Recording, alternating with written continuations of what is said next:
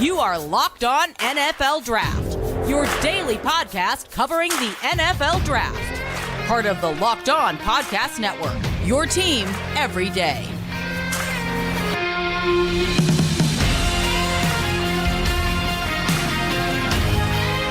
What's up, Locked On family? Welcome back to the Locked On NFL Draft Podcast in the Saturday live stream. I'm your boy, Damian Parson. You can find and follow me on Twitter at DP_NFL. And of course, my partner in crime, Keith Sanchez. You can find and follow him on Twitter at The Talent Code. Guys, thank y'all for tapping in with us. You know what we tell you, man, for the algorithm. Jump into the comments, jump into the chat, like the video, subscribe to the channel, hit the bell notification as well. Go ahead and support the fans. Support your two favorite guys, your dynamic duo, as Keith always calls us. But Keith, man, beautiful Saturday out. It's fall weather right now. How we feeling, man? DP, I said it before, and I feel exactly like that this Saturday, right? It's Saturday. College football is on. Life is good. It is what it should be, man. You know, that's my motto for Saturdays, man. And we ready to get this thing rocking and rolling. Shout out to the people that's jumping into the live right now. Thank you for being here. We have an awesome, packed show. We talking college football. This is who you tap into when you're looking for college football. You tap into this dynamic duo. DP, why don't we go and start this thing from the top, right? Let's start with this Oklahoma, Texas, the Red River Rivalry. That's kind of like the Coach K's key thoughts, right? If I slow it down, I get it right. If I slow it down, I get it right. So, DP, let's start this thing off with the Red River Rivalry. We have Texas. We have Quinn Ewers. We have Oklahoma, Dylan Gabriel, right? Two quarterbacks who, stature-wise, right, they're not going to blow anybody out the water. But as they say, right, they're slinging the rock, right? Like they're throwing the football all over the field at a high level. Last year, DP, here's a stat. I don't do stats, but here's a stat. Last year, they met each other. They were 3-2. This year, they met each other. They're going to meet each other. They're both 5-0, right? So you're talking about a lot of marbles being on the table. And then it's interesting, DP, because the Big 12, they kind of do the round robin type thing where everybody plays everybody. And then the two best teams from everybody playing each other, then that's who goes to the conference championship. So you're talking about, you know, big time battles, and this is a big time battle right here. So DP, what's your takeaway to Oklahoma, Texas, and talk about the prospects, and let's dive into this game. First, we got quick comments. Kenny says that Cam Ward is the best quarterback in the nation. Shout out to Kenny for tapping in. We'll definitely discuss that. We're going to listen. Cam Ward deserves his love, man. He's balling right now. But Kenny came in on fire. Like, you know, forget all that. Cam Ward, QB1. I love it. I love it, man. Now, when I look at this situation, this is going, like, to me, this is a game of the week, right? 2 5-0 teams. One of the storylines is that how does Texas, who's down there, I think their star corner, last name Watts, I think Peter Thamo tweeted out that he's out for the game, right? So they're going to rely on some younger guys in that secondary to deal with Andrew Anthony and those talented receivers. But Dylan Gabriel didn't play in this game last year, Keith. He was out. So now him being there, man, and looking at what he's done this season, he's 117 completions off of 157 pass attempts, almost 1,600 yards passing, 19 total touchdowns, 15 through the air, 4 on the ground. I believe he only has 1 to 2 interceptions this season. So in this RPO, quick passing, this is a tempo-based offense and everything. What's fun for me, Keith, is just watching these, looking at everything that they have. RPO, tempo, it's going to really stress this defense if they can't, like for Texas, if they can't generate negative plays. If they allow these guys to stay ahead of the chains, Keith, Dylan Gabriel, he's a lefty, right? You know what I mean? I think he's from Hawaii. I think he's from Tua's neck of the woods.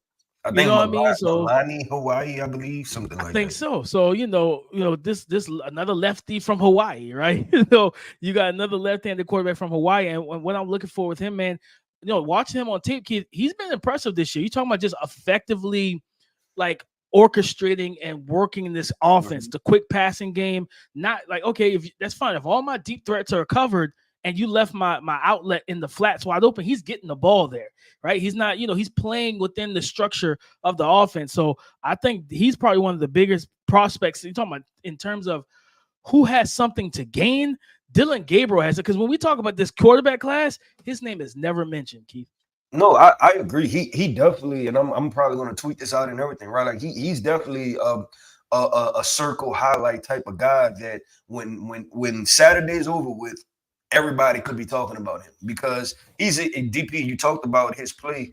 I like that it appears that he's efficient, right? Like he's two words. He's efficient and he's effective at what he do. And him not playing last year, I think is going to catch Texas off guard. And then also we've noticed this, that sometimes Texas starts slow, right? Like they start off games against, like it really depends on when they decide to start playing. But this is not a team that I would start slow against because they can put up, you can look up in the first quarter and you're down 17-0, right? But then they could continue to pile on top of that, like I said, because they have the talent. You're talking about Jalil Farouk at wide receiver, right? Who's a pretty good football player who I believe is draft eligible too, that nobody talks about, right? And then you have Drake Stoops, Bunky Shelton, right? So they have wide receivers that can get the job done, DP, and score in bunches. I want to ask this, is like when we're talking about the outcome of this game, right? Talking Oklahoma, Texas. Obviously, Brent Venables is with Oklahoma now. Mm-hmm. Is there a plan? Because we're talking about Texas weapons, right? When we're talking about Xavier Worthy, we're talking about Jatavian Sanders, we're talking about Jonathan Brooks at running back, we're talking about AD Mitchell, right? Who I just watched, and I like what he can provide as a potential number 2, number 3 in the NFL. You're talking about all of those weapons combined with Quinn Ewers, DP. Is there a scheme that can slow down this Texas offense? Do you feel like Oklahoma and Brent Venables can slow this thing down? Or are we looking for a classic Big 12, 48-51 type of shootout? I think if they can't get back there to Quinn, it will be one of them shootouts. And we know that Brent Venables is a just defensive mastermind. He loves the pressure packages, exotic looks. You see some amoeba defense looks where you got multiple guys moving around the line of scrimmage. DP, I remember we played him in the national championship, right? When we was at Clemson. And I remember like standing on the sideline, and I believe they had one defensive lineman in the game. Like literally just one. They had one defensive lineman, and it was like 4 linebackers and 6 DB. We like, what is this, right? But that, like, he throws the kitchen sink at you, right? Like, and I agree with you that he lets it go. Like, if it's unconventional, he doesn't care, right? It's like, let's just get the job done. So I agree with you 100%. And like I said, they have to get back there to Quinn, right? Because like you said, Texas typically has started slow a good bit this year, except for maybe the Bama game. I don't think they started extremely fast, but they picked it up, when they needed to, and that's kind of been the theme of the year for them. Can they start quickly? If they can start quickly, right, and now you put pressure, and you know how we always say, Tom Brady versus Peyton Manning. Well, they don't actually play each other, but what they do is they can affect how the other one plays. Because if Brady goes out and scores 14 straight, and Peyton goes 0-3 two straight times, now you in the 14-point hole versus a high octane offense. So you don't want to put yourself in that position, Keith. And I think when you look at, of course, for Texas, right, we talk about Quinn. But this guy, Xavier Worthy, right? This season, 26 receptions, 345 yards, 3 total touchdowns. Him and Adonai Mitchell and Jatavian Sanders, these guys absolutely can open this game up for Quinn. Like he has some outstanding weapons. So it's like, all right, if we put ourselves in the right position, right? If we do what we have to do and get the ball, quarterback, get the ball to your guys, right? Get the ball to these players, it's going to be big. And I think on a counteract to that is this young man, Woody Washington. The top corner at Oklahoma, 10 receptions allowed, 131 yards allowed through in coverage, and 0 touchdowns. I think he has 1 PBU. That's going to be big because, Keith, if they can't stop Texas's weapons, which is easier said than done, this is going to be a long day. No matter how much of a mastermind Brent Venables is, if you don't get back there and if you can't cover these receivers, you're going to be in for a long day, man. Yeah, I agree, DP. So it'll be fun. This game will be fun. Honestly, I'm gonna be tapped into it because I think it's gonna be exciting. I think it's gonna live up to the hype of the Red River rivalry, right? And luckily, DP, that both of these guys are going to the SEC at the same exact time, right? So we keep this rivalry because I know it's a lot talked about, even the Oklahoma State, like the Bedlam situation where there won't be that rivalry anymore, but we get to keep this one. DP, let's keep it going, right? And this time we talked about the SEC, Oklahoma and Texas going to the SEC.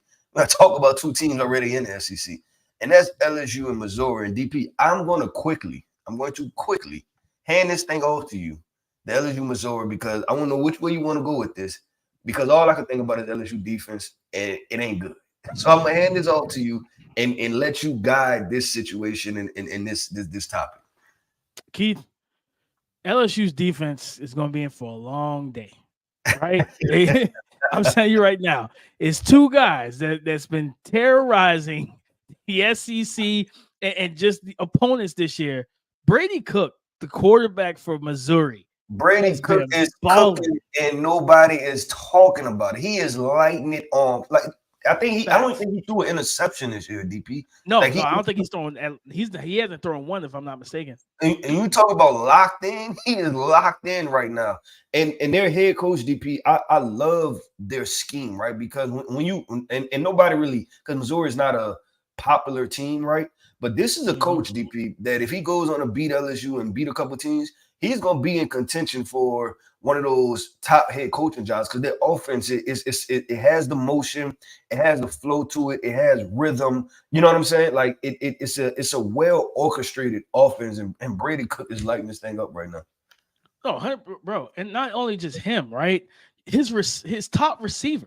He's not draft eligible yet, guys. You got one more year, Luther Burden being in that Mizzou white, yellow, and black jersey, but 43 receptions, 641 yards, 5 total touchdowns. Keith, he's done this in 5 games, over 100 yards receiving on average right now.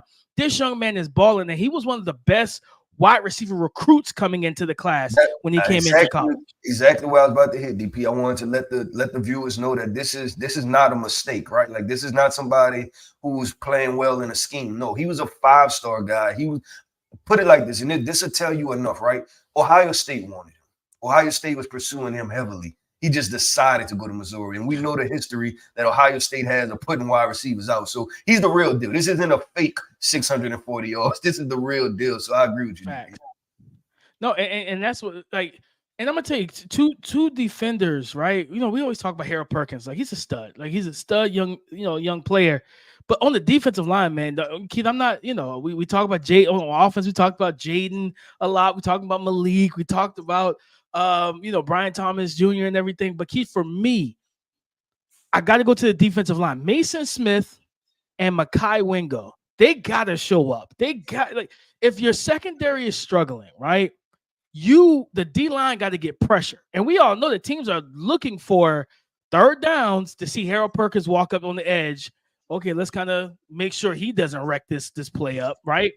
So that's when you need your 2 interior defensive linemen to get upfield, get in the backfield, and make plays. And I was a big believer. I still like Mason Smith, but you talking about the draft, you talking about summer scouting. I was like, man, if he can get back to that form before the injury, right? Before the injury last year, if he can get back to that freshman type status and even take his game to the next level, this could be a top 20 pick, because he could be a big disruptive defensive lineman. Yeah. So with Mason, DP, it appears that he's still recovering from the ACL, and what you realize, right, is that the ACL injury, and then that's your leg, right, and then your leg helps you move, right, and then movements mean workouts, right, and so he could potentially just be out of shape. And when you're talking about coming back right at the beginning of the season, then you didn't play week 1 against Florida State because you were suspended, right? So you're talking about Grambling and then on from there, right? And I watched the Ole Miss game, DP, and this is him, and in regards to Mekhi Wingo, LSU went to a lot of odd front stuff, right? And odd fronts, there are times where the defensive lineman could be taking on double teams, right, just because of their natural alignment, or their head up on offensive linemen, right? And that puts them, if you're athletic defensive lineman, that's not where you want to be. You want to be lined up in a gap and have the opportunity to get upfield and get pressure, DP. And that's what the Ole Miss situation is. I hope that maybe LSU just goes to a regular 4-3 front and say, look, put y'all in the gaps and let y'all go, because I agree with you, DP. When we talk about draft prospects, Mekhi Wingo is a guy that I have soft circled that.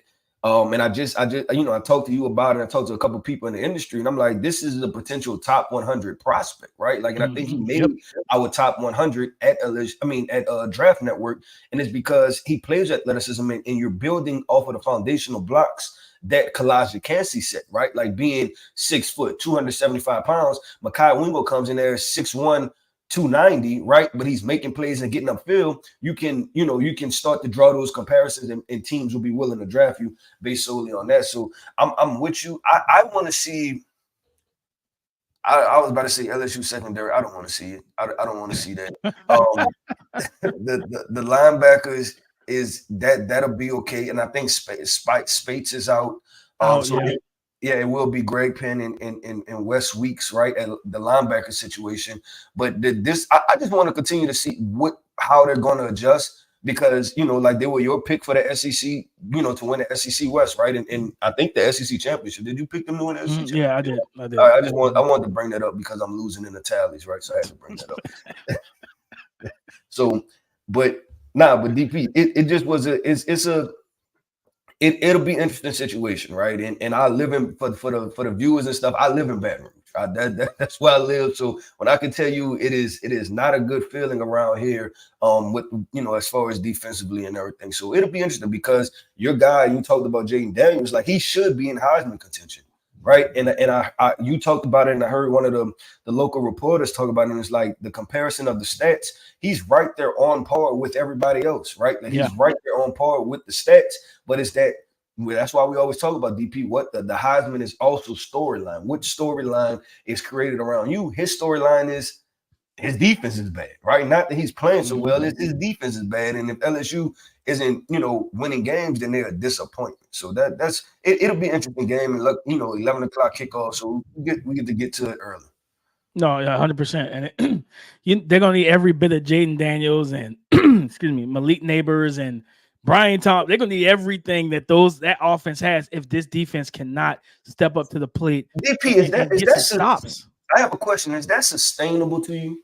Like doing the slot fade, right? Because that's what LSU is.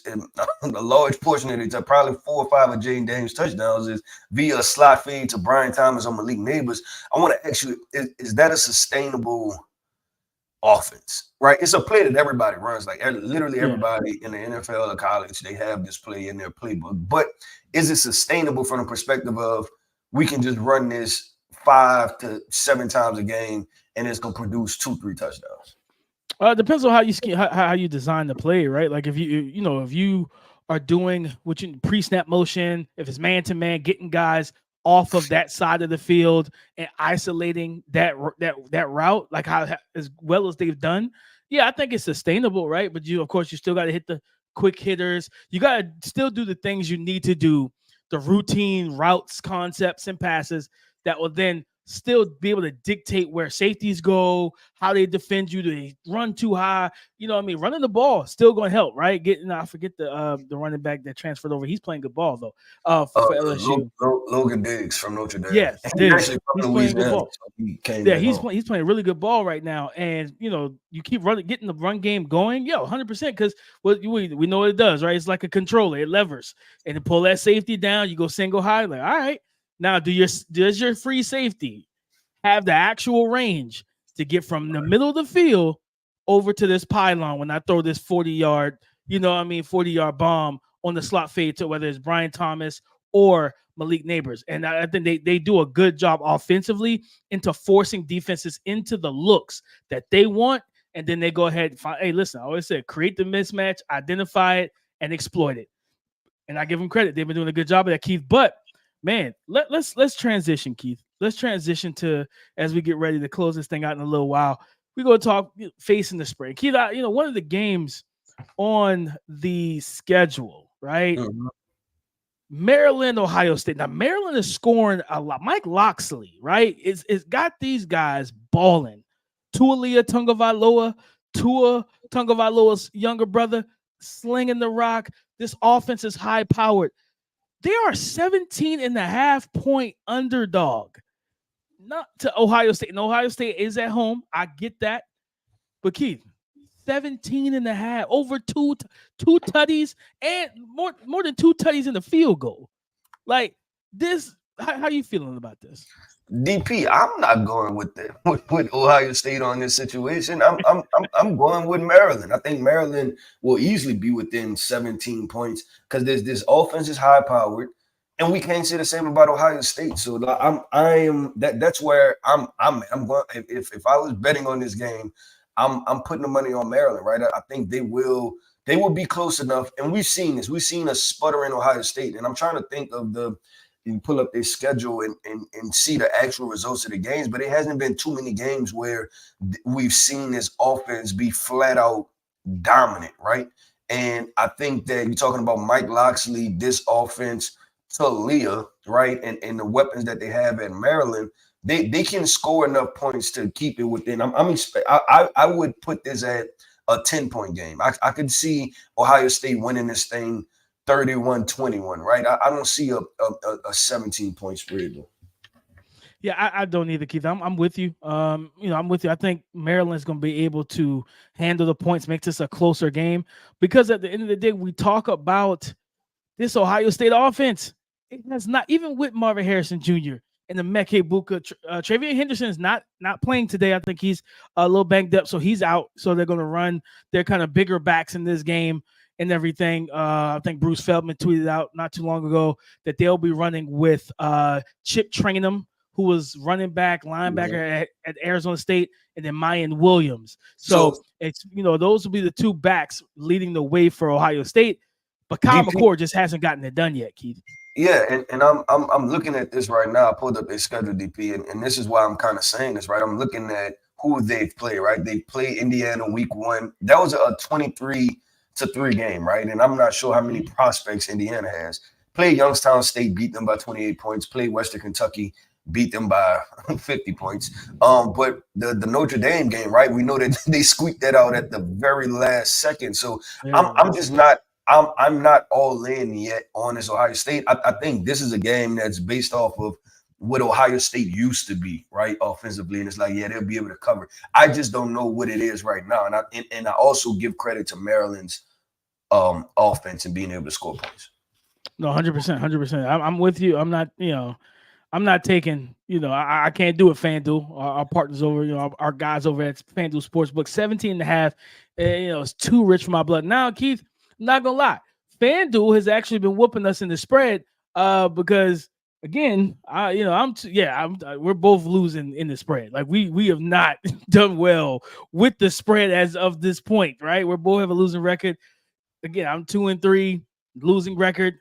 You're 1-4, losing record. Hey, I'm 1-4 now. Listen, I'm just telling you what the numbers say, okay, Keith? Math ain't mathing, DP. Math ain't mathing. Listen, man. So, I got us on the book. We are taking Maryland when it comes down to the spread. So, we're going to see if we can get back on the winning side of things after this week, hopefully, right? Because FanDuel's been whooping us. I'm not even going to lie. Glad I'm not betting on none of this stuff because I wouldn't have no money right now. But, Keith, let's get into these game picks, man. Let's talk about these picks for college football. Let's go. We just talked about it, Keith. Ohio State, Maryland. And if for me, Maryland not being ranked is cool, but I think they pose a real threat to Ohio State. This game is at home. This is tough because the Ohio State has too much talent to lose this game, Keith. But I'm going to pick them to lose this game, Keith. Wow. Okay. I do not like how this offense has looked. You know what I'm saying? The defense, beside Michael Hall, Tyleik Williams, those boys have looked good. But these edge guys, Jack Sawyer, right? JT, they got to show up, man. I need to see the pressure. And if you don't get back to the Tualia, he's going to light you up, man. Just a fact. I'm picking Maryland for the upset. Yeah, those edge guys, and I'm not even going to use the word disappointing. You just want more, right? And it appears that they haven't been developed. You're talking about 2 5-stars. Like these were 5-star athletic superior talents on the edge. So, DP, I'm gonna go with your first notion that it's just too much talent, right? Like Ohio State just has too much talent to lose this game. I'm nervous about it. I will be honest. I am nervous about this game. This is an upset alert game for me. But I'm going to still pick Ohio State to win this. They'll squeak it out close, I feel like. All right, listen, we got LSU, Missouri. We talked about that game earlier, Keith. Does LSU rebound after last week's loss? I don't know. I don't know. Nobody knows. Nobody knows, DP. It's not me. Nobody knows what's going to happen with this LSU team, man. I picked because I didn't feel good about this defense, and we talked about this last week. I picked Mississippi State to win. They blew Mississippi State out, right? I picked them to beat Ole Miss. Ole Miss hung 50 on them. DP, I don't know. I don't know. This is frustrating. Baton Rouge is frustrated. I will tell you that, DP. Everybody's frustrated in Baton Rouge trying to figure this thing out. But I'm gonna pick Missouri, DP. It's 11 o'clock. It's early. Those are one of those early start games. LSU, we're used to 6 o'clock games at home, Death Valley.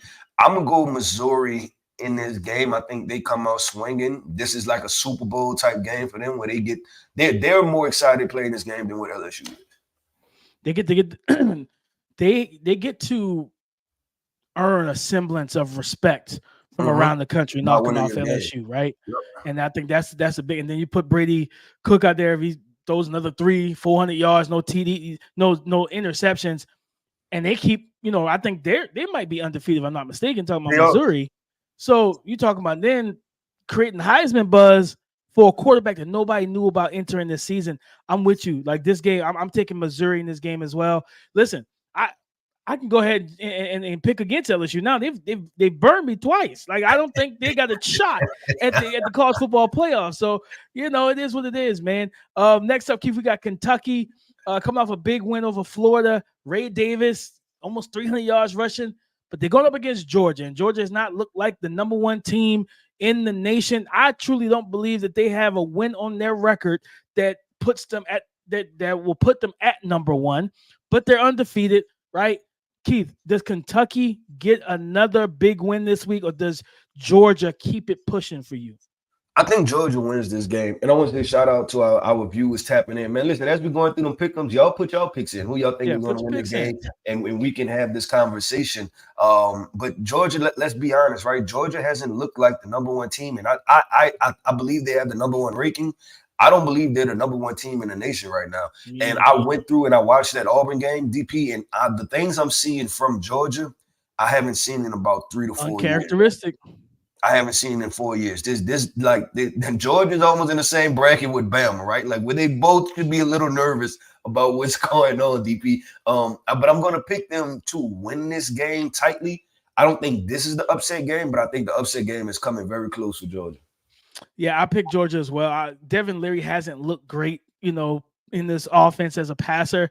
If they can, Georgia's offense is just kind of slow, to start as well. Like, what I mean? It took 121 yards in the fourth quarter from Brock Bowers to uplift them over Auburn last week. They struggled to score, and they had to pound the rock really against South Carolina. Right. And if that's a dry game, we don't know how that game goes. If Spencer Rattler has time and, they can throw the ball effectively, and keep the momentum they had early in that game going. There's no telling how that game would have went in terms of momentum. Right. So I think Georgia wins this game. Like I said, I don't like what I've seen from the Kentucky offense outside of the run game with Ray Davis. So Keith, next up, we got Bama and A&M, two teams that I don't know. I really don't know what to do with either one of them. You know what I mean? Bama. I'm more excited for this game than you are. I'm more excited for this. I am not. And this is why, DP, because I think there are going to be a lot of draft prospects on tap for this, right? Because you have guys, this Texas A&M defensive line, right? When you talk about McKinley Jackson, and then there's also a defensive end that they have also over there. Then you talk about on the Bama side, right? And this is something that we talked about. I think we talked about this over the phone, but Bama's edge defenders are becoming their playmakers, right? Talking about Chris Braswell and Dallas Turner, right? But then also you talk about the corners. Who's going to take over CB1, DP? Is it DeQuincy McKinstry? People are telling me Denzel Burke is playing better, but it's better still good enough to be CB1. And then on the other side, King. Right. Like who's gonna be CB1? You have DeQuincy McKinstry, but then on the other side, there's not a young guy. I think he's a third-year guy now. Terrion Arnold, right? I gave him a 4th round grade coming into watching last year's film, but I'm hearing, and I have to watch and dive into it, people saying he's playing much better ball. The athleticism was there. It was the instincts, and the instincts it derived from this. This was a kid, because I recruited him when I was at LSU. He played safety, right? He played safety at a smaller school in Florida. So you're talking about playing safety at a small school in Florida to now playing corner in the SEC. There's an adjustment, right? No matter what type of athlete you are. So if he's putting it all together, I'm excited about that. So I want to see.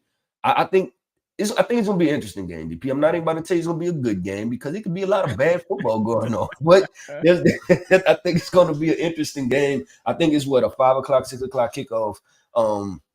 So we'll see. But if you ask me who is gonna win this game, this one is at A&M, I believe. This is at A&M. Weird place, very weird crowd. I've played, I've coached there and been there. Yeah, it's very, very weird place, DP.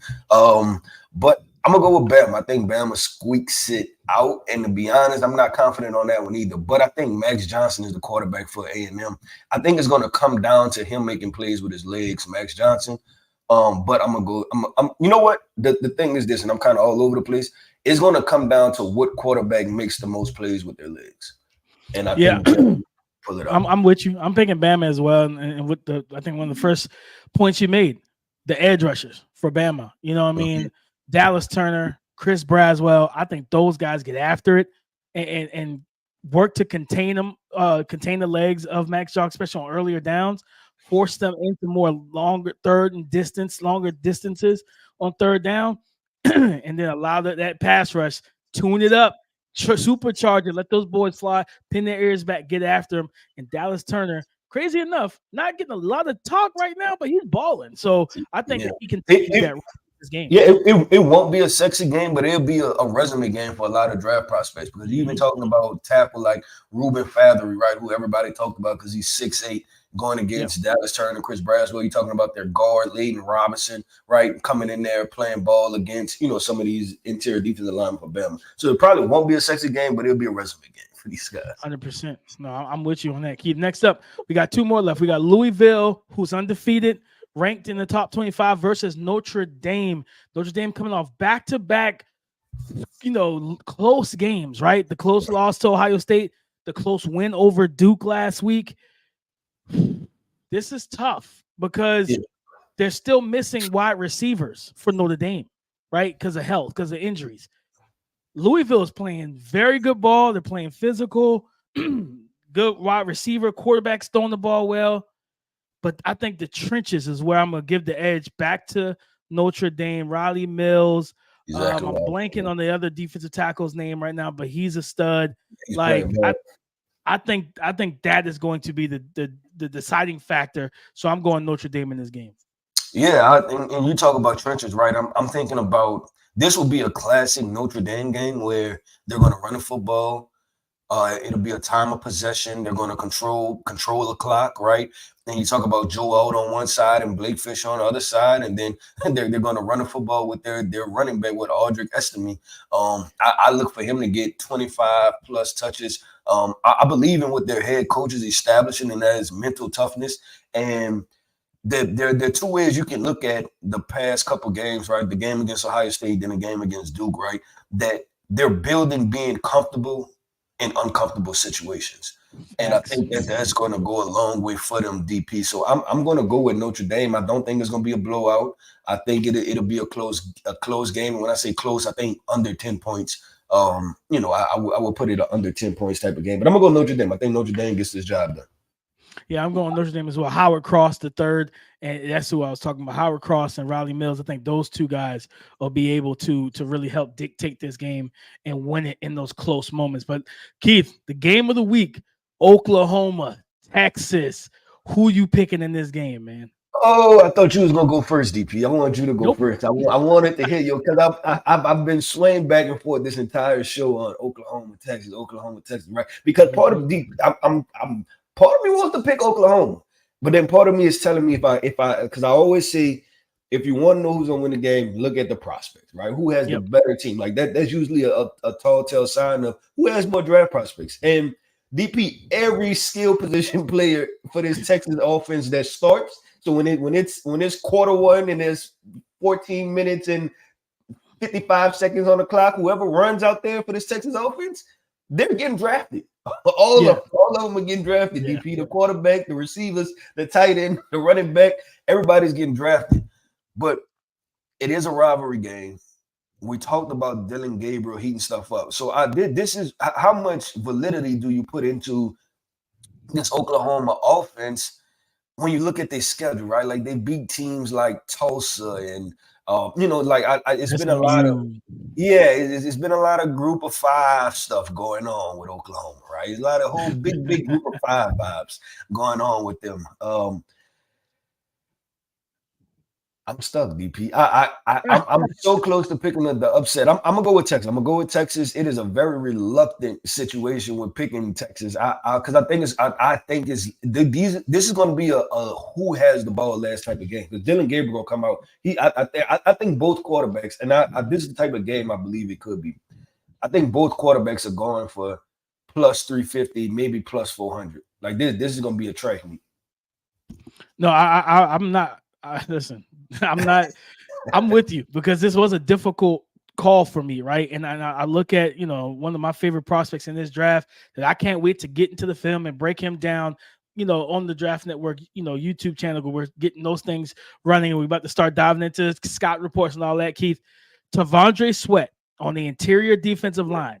Him, Byron Murphy, Baron Sorrell on this defensive line, being able to get after Dylan Gabriel. The matchup to watch is Sweat, right? T'Vondre Sweat, Byron Murphy, excuse me, and those guys getting matched up on, the offensive line, the interior offensive lineman, Andrew Rame, a guy that we liked, we thought he was going to come out this past draft, but he went back to school, the center for Oklahoma. Him and then McCade Meteor, as one of their guards. And that's going to be the key, Keith. Like just and Tyler Guyton, the right tackle, who a lot of people are talking about, is a high level player. So it's going to be a treacherous game. But the even to that point, right? Like you named 3 people on Texas's defensive line, and then you named another 3 on Oklahoma's offensive line, right? So it's like that's almost a break-even type situation, also. Yeah, it's definitely gonna be a fun game. I'm gonna pick Texas to squeak it out. I am not confident, and I would not be surprised if Oklahoma knocks this thing out the park and they win the game. I'm in another LSU situation because I picked Texas. I said Texas was back after they beat Bama, and I picked Texas to go to the college football playoffs. So I'm gonna pick Texas. But if Oklahoma, if Oklahoma is going to win, I want to highlight their linebacker, Danny Stutzman, Keith, 6'4", 240, 26 tackles, 8 hurries, 2 sacks. He also has an interception on this season as well. A tackling machine. He has a nose for the football. He's instinctive. He's everywhere. And when you talk about Brooks, the young running back, right? He's not available until 2025, 2026 in terms of the draft. He's coming off a 200-yard rush game versus Kansas. Danny Stutzman will be pivotal for this defense to stop and slow down that running attack for Texas as they work to get to build up a faster start. So I'm picking Texas. I think it's going to be a close game. I would love for it to be one of them shootout games that goes down to the wire, right? Dylan Gabriel, Quinn Ewers. Quinn, I'm gonna tell you something, man. I need to see that Bama Quinn again. You know what I mean? I need to see that Quinn. Because if you're going to be a top 5, top 10 pick, as a lot of people, I've even put you in mock drafts there, right? Prove me wrong. Prove me right. Okay? Like, do that. Like, I need to see that Alabama version of you today, like in this game. This is a big game. This is the type of game that could ruin your season and your chances to go to the college football playoffs. So I'm picking Texas. I think it's going to be a close game. I think it's going to be a shootout. But, guys, listen. Keith, that's the show. We went a little bit longer than we typically do, but we had a lot to talk about, a lot of prospects, all that good stuff. It's been fun, man. We love doing this. Yeah, no, for sure. And this is by far, I think, the best week of college football slating so far, right? We're talking about, we have two 11 o'clock kickoffs that's going crazy. Talking about the Right. Oklahoma, Texas, and the LSU versus Missouri. And then obviously we're gonna have the 2:30 Central Time games and then the evening game. So we're gonna be rolling this entire thing. But like, man, how we end every podcast, I want to end this live stream, right? And I want to say shout out to our everydayers, man. Thank y'all who have tapped in, man. Every Saturday we're here, we're talking college football, man. Just give us 30, 45 minutes of your time, tap in with us. Like we say, man, comment, talk to us because we talk back. And guess what? We'll be on Twitter. You can know where to find me. You can find me on Twitter at The Talent Code. You can find DP at DP_NFL, man. And like we always say, man, talk to us because we talk back. It's Saturday. Y'all go get some drinks. Y'all get some food. Enjoy yourself, man. And when you're on Twitter, y'all tweet at us and let's talk some college football. Oh, like you said, man, follow us, talk to us, we talk back. Come and join the conversation again on Monday. We will have game ball segment. We're gonna have a lot of stuff to talk about, guys. We actually, Keith, we also talked about doing the episode talking about contenders and pretenders in college football. What prospects and stuff like that on these teams can help their team propel their team to being college football playoff contenders, or who's gonna be pretenders. We got a lot of stuff coming to you next week. But guys, listen. For Damian Parson, Keith Sanchez, thank y'all for joining us here at the Locked On NFL Draft. Y'all have a good one.